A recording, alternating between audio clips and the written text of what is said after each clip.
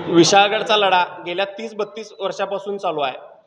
त्याच्यामध्ये आता सरकारने योग्य ते निर्णय घेण्याची प्रक्रिया चालू आहे। त्या प्रक्रियेचा भाग म्हणून सरकारने ते विशाळगडावरचं अतिक्रमण हटवण्याबाबतचे आदेश दिलेले आहेत।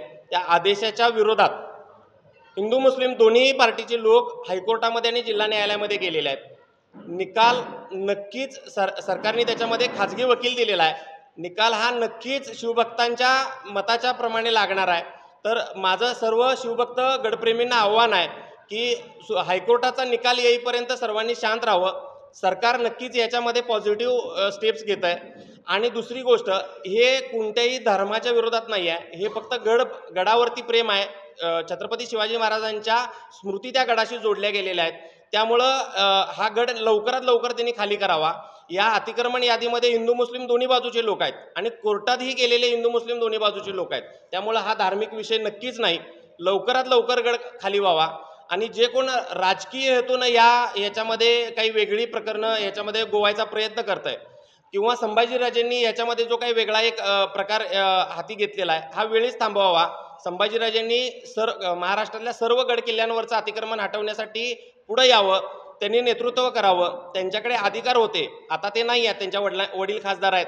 पण संभाजीराजेंनी याचं नेतृत्व केलं तर गडप्रेमी शिवप्रेमी सकल हिंदू समाज संभाजीराजेंच्या पाठीमागं नक्कीच राहील।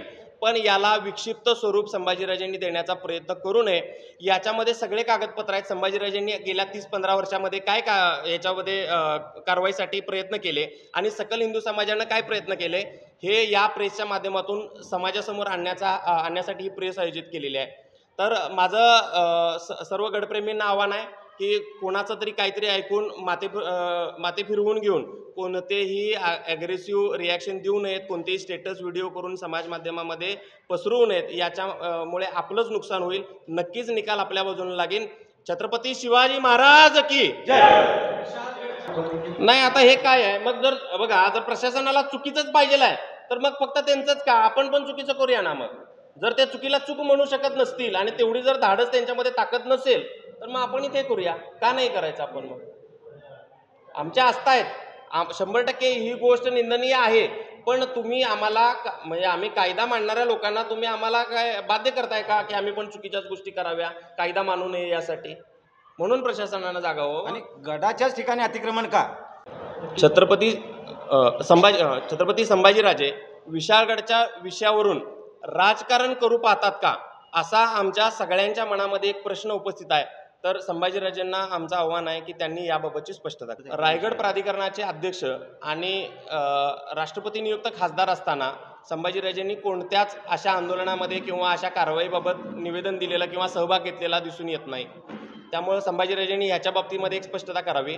आणि वारंवार बहुसंख्य असणारा हिंदू समाज आंदोलनं करतोय, प्रशासनानं याची कधीही दखल घेतलेली बघायला मिळत नाही। मग याचा राजकीय लोक स्वार्थ साधण्याचा प्रयत्न करतात। त्यामुळे आमचं सरकारला नाही, प्रशासनाला खुलं आव्हान आहे की जर प्रशासनानं वेळी जागा होऊन सगळी अतिक्रमणं नाही काढली तर आम्ही वक्फ बोर्डाच्या ज्या जागा आहेत त्याच्यावरती मंदिरं बांधायला चालू करणार। दुसरी गोष्ट, विशाळगडावरच्या अतिक्रमणाच्या बाबतीमध्ये जर अधिकाऱ्यांच्यावरती जबाबदारी निश्चित नाही झाली तर पन्हाळगडावरती आम्ही सगळ्यांच्यासाठी फार्म हाऊस बांधायला, जागांचं रेखांकन करायला सुरुवात करणार आहे। त्यामुळं जर जो न्याय त्यांना आहे, त्यांनी अतिक्रमण केलंय, तुम्ही हटवू शकत नाही, तोच न्याय प्रशासनानं आमच्या बाबतीमध्ये पण लागू करावा, असं प्रशासनाला आमचं खुलं आव्हान आहे। ऐका ना, महाआरती हा आंदोलनाचाच एक भाग होता, पण महाआरतीच्या नंतरनं सरकारनं जो सरकारी वकील होता त्याच्या जागी खाजगी वकील देण्याचा निर्णय केला। नाही, आमचा तो विषयच नाही आहे। आमचा विषय समाजाला जे काही चाललंय याच्याविषयी माहिती देणं, ते आपल्या माध्यमातून देण्याचा प्रयत्न चालू आहे। अशाच ताज्या अपडेटसाठी महासत्ता न्यूजला सबस्क्राईब करा।